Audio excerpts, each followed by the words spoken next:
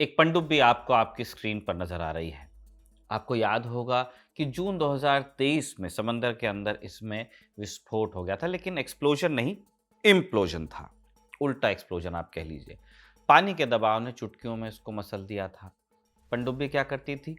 Titanic जहाज का मलबा दिखाने के लिए यात्रियों को समंदर के तल तक ले जाती थी। पहले भी कई बार सक्सेसफुल मिशन ये कर चुकी थी। मीडिया रिपोर्ट्स में दर्जन भर से ज्यादा बार समंदर की तली तक इसके जाने का जिक्र है। टाइटैनिक का मलबा देखने का जिक्र है। हर बार गई, वापस आई, लेकिन 18 जून 2023 को इसमें बैठे यात्रियों की किस्मत ऐसी नहीं थी, क्योंकि इस दिन पनडुब्बी इम्प्लोड कर गई।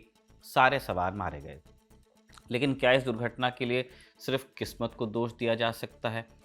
कोई और देश अगर होता तो शायद किस्मत या विदेशी ताकत या फिर सैबोटाज का बहाना बनाकर बात खत्म कर दी जाती, रफा दफा हो जाता। लेकिन ये पनडुब्बी ओशन गेट कंपनी की थी, एक अमेरिकी कंपनी। और अमेरिका में जांच पड़ताल का कल्चर अभी जिंदा है। कितने दिन जिंदा रह पाएगा हम नहीं बता सकते, लेकिन अभी तक तो है। इसलिए ओशन गेट पर जांच बैठी। अमेरिका के national transportation safety board NTSB ने 2 साल तक जांच की और 16 अक्टूबर 2025 को इस मामले पर एक डिटेल रिपोर्ट पेश की, जिसमें पनडुब्बी के इम्प्लोजन की वजहें बताई गई, सिस्टमिक वजहें भी। रिपोर्ट कहती है कि यह महज दुर्घटना नहीं थी, ये एक ऐसा एक्सीडेंट था जिसे रोका जा सकता था। अगर प्रोसेसर्स का पालन ठीक तरीके से किया जाता तो उस दिन पनडुब्बी में बैठे 5 लोगों की जान बच भी सकती थी। तो आज के शो में जानेंगे कि ये पनडुब्बी क्यों डूबी, क्यों इम्प्लोड हुई और एनटीएसबी की रिपोर्ट में क्या खुलासा हुआ। नमस्ते, मैं हूं निखिल और आप देख रहे हैं खबर गांव का डेली इंटरनेशनल बुलेटिन राजदूत।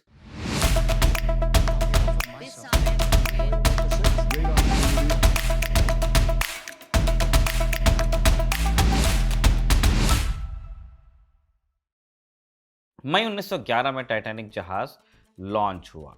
अनसिंकेबल शिप कहा गया, यानी ऐसा जहाज जो डूब नहीं सकता। लेकिन अप्रैल 1912 को समंदर में मौजूद एक आइसबर्ग से टकराने पर यह डूब गया, पहली यात्रा में ही। उस दिन जहाज पर 2224 लोग सवार थे, जिनमें से लगभग 1500 मारे गए। 700 के आसपास लोगों को बचाया भी गया।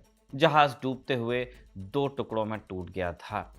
कई बार इसे खोजने की मुहिम चलाई गई, लेकिन यह सफल हो नहीं पाई। और फिर साल आया 1985, सितंबर का महीना था। एक शाम को अमेरिकी नेवी के अफसर डॉक्टर रॉबर्ट बलार्ड एक खोजी जहाज के अंदर अपने कमरे में किताब पढ़ रहे थे। तभी उनके दरवाजे पर दस्तक हुई।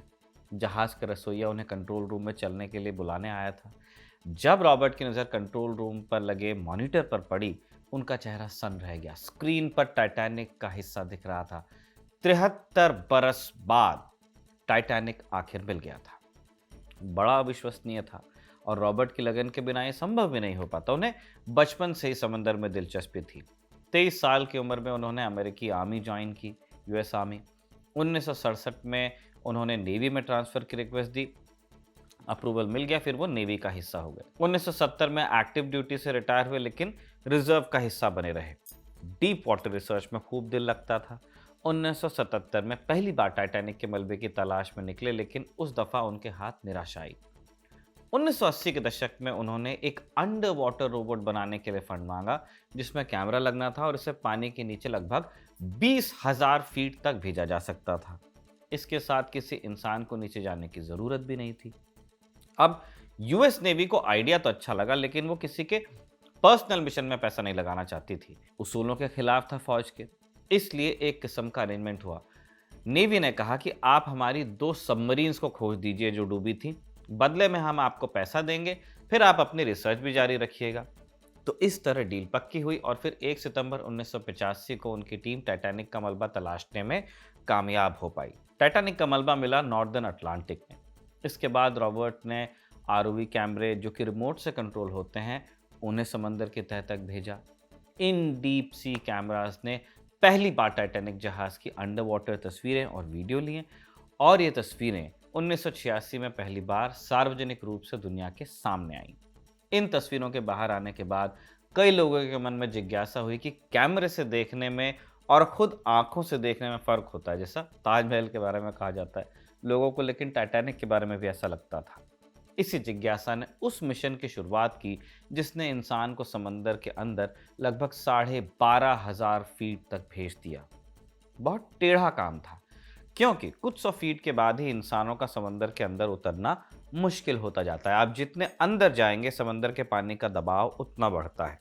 दबाव से शरीर सिकुड़ता है, हड्डियां टूट सकती हैं, फेफड़े और कोशिकाएं फट सकती हैं। स्कूबा डाइविंग आपने सुना होगा, जिसमें प्रोफेशनल तैराक कुछ मीटर की गहराई तक उतरते हैं। ज्यादा गहराई में जाने के लिए उन्हें भी एक एक्सोस्केलेटन, एक कवच की जरूरत पड़ती है। बिना किसी पनडुब्बी में बैठे एक इंसान 1090 फीट तक के ही समंदर में उतरा है आज तक, और ये रिकॉर्ड 2014 में मिस्र में अहमद गब्र ने बनाया था। ये वर्ल्ड रिकॉर्ड है। क्यों नहीं उतर सकते ज्यादा अंदर? एक तो हमने बताया दबाव, फिर समंदर की गहराई में उतरने में एक रिस्क ये भी रहता है कि पानी के दबाव के चलते खून में जो गैसेस हैं, ऑक्सीजन, नाइट्रोजन वगैरह जो हम ब्रीथ कर रहे हैं, ज्यादा मात्रा में घुल जाते हैं और सतह पर लौटते वक्त दबाव होता है कम, तो इसके चलते खून में बुलबुले उठने लगते हैं, जिससे जान भी जा सकती है। वैसे ही जैसे आप एक कोक की बोतल को जब खोलते हो, ढीला करते हो, तब उसमें कैसे बुलबुले उठते हैं, वैसा आपके शरीर के साथ होता है।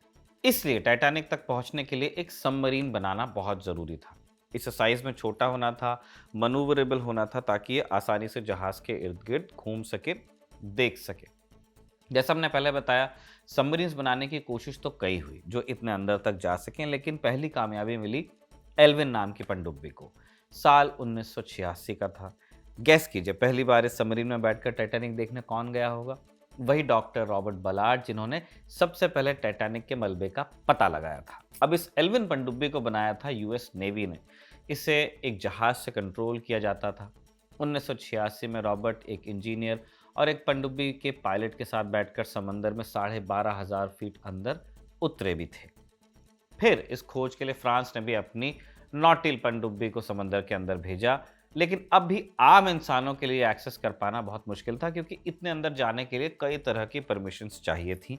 इसलिए सिर्फ खोज के लिए इंसानों को भेजा जाता था, साइंटिफिक एक्सपेरिमेंट्स के लिए, है ना। इस कमी को दूर करने के लिए साल 2009 में एक कंपनी बनाई गई, जिसने टाइटैनिक एक्सप्लोरेशन या कह लीजिए टूरिज्म में एक नया अध्याय लिखा। इस कंपनी का नाम था ओशन गेट। स्टॉकटन रश ने बनाई थी, एक ऐसी private deep sea exploration company जो समंदर और इंसानों को जोड़ना चाहती थी, कहती थी ऐसा। कंपनी का मकसद था कि समंदर की गहराइयों में जाने का अधिकार सिर्फ वैज्ञानिकों तक सीमित न रहे, बल्कि आम लोगों के लिए भी ये संभव हो पाए। शुरुआत में कंपनी कुछ हजार फीट तक के ही इंसानों को ले जाती, लेकिन 2021 में इस कंपनी ने कार्बन फाइबर और टाइटेनियम हाइब्रिड के मिश्रण के साथ एक ऐसी पनडुब्बी बनाई जो कई हजार फीट तक समंदर के अंदर जा सकती थी। 5 लोगों के बैठने की जगह थी, एक पायलट जा सकता था। पनडुब्बी में एक छोटा सा टॉयलेट भी था, बड़ा व्यू पोर्ट था, जिससे आप समंदर के अंदर देख सकते थे जो यात्री हैं। कंपनी की वेबसाइट के मुताबिक 2021 में पहली बार टाइटन को टाइटैनिक का मलबा दिखाने के लिए अंदर भेजा गया। इस पनडुब्बी की ट्रिप 8 घंटे की होती थी। टाइटैनिक का मलबा अटलांटिक सागर में लगभग 4000 मीटर नीचे है। हर डुबकी में 8 घंटे का वक्त लगता। एक बार डुबकी लगाने के बाद ये पानी में 96 घंटे रह सकती थी। 17 साल से ऊपर के लोग इसका टिकट ले सकते थे और एक टिकट की कीमत थी लगभग 2 करोड़ रुपए। बाहर से किसी दूसरी पनडुब्बी या सतह पर मौजूद किसी जहाज से कंट्रोल किया जा सकता था। इसके अंदर भी एक जॉयस्टिक था। 18 जून 2023 को जब ये पनडुब्बी समंदर के अंदर पहुंची, तो इसे पोलर प्रिंस नाम के एक दूसरे जहाज से सपोर्ट मिल रहा था। डुबकी लगाने के लगभग 2 घंटे बाद टाइटन का सतह से संपर्क टूट गया। संपर्क टूटने के 8 घंटे बाद यूएस कोस्ट गार्ड को अलर्ट किया गया। उसके बाद कोस्ट गार्ड ने एक सर्च ऑपरेशन चलाया, लेकिन पता नहीं चला। चूंकि यह महंगी यात्रा थी, इसलिए ज्यादातर अमीर लोग ही इसकी सवारी करते थे। 18 जून को भी इस यात्रा में अलग अलग जगह से 4 रईस यात्री इसमें थे। कौन कौन? फ्रेंच खोजी पॉल ऑनरी नार्जले, ब्रिटिश उद्योगपति हेमिश हार्डिंग, पाकिस्तानी अरबपति शहजादा दाऊद और उनके बेटे सुलेमान, और 5वें शख्स थे खुद ओशन गेट के सीईओ स्टॉकटन रश, जो पनडुब्बी चला रहे थे उस दिन।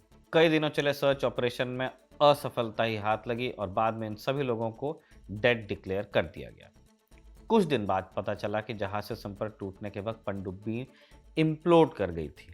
जैसे हमने पहले बताया, एक्सप्लोजन का उल्टा है, धमाका अंदर से बाहर की ओर जाता है। इम्प्लोजन के में फोर्सेस जो होते हैं बाहर से अंदर की ओर लगते हैं। सोचिए, जिस स्टूडियो में राजदूत रिकॉर्ड हो रहा है, पल भर में मेरी अगर मुट्ठी भर जगह में वो समा जाए, तो वो इम्प्लोजन का उदाहरण बनेगा। चारों तरफ से दबाव पड़ेगा तो सब चकनाचूर होगा, हवा कंप्रेस होगी तो गर्म हो जाएगी और इतनी गर्म हो जाएगी कि कुछ भी वो राख कर सकती है। और जब इस गर्मी को जलाने लायक कोई चीज़ जिसमें कार्बन हो, जैसा हमारा शरीर है, ये टेबल है, तो सब तुरंत दग जाएगा। ये सब जो आप जितनी चीज़ें स्टूडियो में देख रहे हैं, कुर्सी, टेबल, मैं, पल भर में राख हो जाएगा। एग्जैक्टली यही टाइटन के साथ हुआ था। कार्बन फाइबर का जो शेल था, पानी के प्रेशर को झेल नहीं पाया। पानी का दबाव इतना था कि पनडुब्बी में पानी की कोई धार नहीं रिसी, पूरा समंदर ही इंस्टेंटेनियसली अंदर आ गया और यात्रियों के शरीर पल भर में राख हो गए। बाद में इस घटना के पीछे की कई वजह बताई गई, जैसे इस कंपनी ने अमेरिकन ब्यूरो ऑफ शिपिंग जैसी संस्थाओं से क्लास सर्टिफिकेशन ही नहीं लिया था, लेकिन फिर भी एक विधिवत जांच तो होनी थी और ये काम मिला US national transportation safety board NTSB को, जिसने 16 अक्टूबर को रिपोर्ट अपनी जमा की है। क्या कहती है रिपोर्ट? ये कंपनी ने टाइटन पनडुब्बी का सही तरीके से परीक्षण किया ही नहीं था, इसलिए उन्हें खुद इसकी वास्तविक क्षमताओं का, कमजोरियों का पता नहीं था। एनटीएसबी ने अपनी जांच में टाइटन के डिजाइन पर सवाल उठाए, लिखा कि पानी में इतने अंदर जाने के लिए इसका डिजाइन मुफीद नहीं था। फिर कंस्ट्रक्शन के वक्त इंजीनियरिंग का खास ख्याल नहीं रखा गया। जो कार्बन फाइबर ढांचा बनाया गया था उसमें ढेर सारी खामियां थी, वो ना मजबूत था न टिकाऊ। चूंकि क्लास सर्टिफिकेशन ही नहीं लिया गया और न ही इसका कोई औपचारिक परीक्षण ही हुआ, तो ये सारी बातें किसी को मालूम नहीं थी। एक ताकतवर और धनी आदमी ने प्रोसेस का उल्लंघन किया, खुद को सिस्टम से ऊपर समझा। रिपोर्ट में ये भी लिखा गया कि कंपनी में एक कमजोर सेफ्टी कल्चर था, पैसों को तरजीह दी जाती थी। जो क्लाइंट पैसा देता उन्हें पैसेंजर की जगह मिशन स्पेशलिस्ट भी बता दिया जाता, बिना किसी योग्यता के। ऐसा करना अमेरिकी कानून के खिलाफ है, कहीं के भी कानून के खिलाफ ही होना चाहिए। मेंटेनेंस डिपार्टमेंट ये पकड़ ही नहीं पाया कि टाइटन जिस दिन समंदर में उतरी टाइटैनिक का मलबा देखने के लिए, उस दिन वो पानी में उतरने की हालत में नहीं थी। रश जो कंपनी के सीईओ थे, वो जानते हुए कानून को ताक पर रख रहे थे। रिपोर्ट में एक टेक्नीशियन के हवाले से लिखा गया है कि वो टाइटन पनडुब्बी को लेकर बहुत ही क्रेजी थे। एक बार उन्होंने कहा था कि अगर यूएस कोस्ट गार्ड कोई दिक्कत करेगा तो मैं एक कांग्रेसमैन को भी खरीद लूंगा। लेकिन अब न तो रश जिंदा है और न ही उनकी टाइटन पनडुब्बी मौजूद है। उनकी कंपनी ने अपने मिशंस भी रद्द कर दिए हैं। तो यही होता है जब एक व्यक्ति सिस्टम से खुद को ऊपर समझने लगता है, प्रोसेसेस का, कानूनों का उल्लंघन करने लगता है। इसी नोट पर राजदूत का ये एपिसोड हम कंक्लूड करते हैं। आपको और आपके परिवार को खबरगांव फैमिली की तरफ से हैप्पी दिवाली। अब आपसे हम दिवाली सीजन के बाद मिलेंगे, तब तक अपना ख्याल रखिए और देखते रहिए खबरगांव।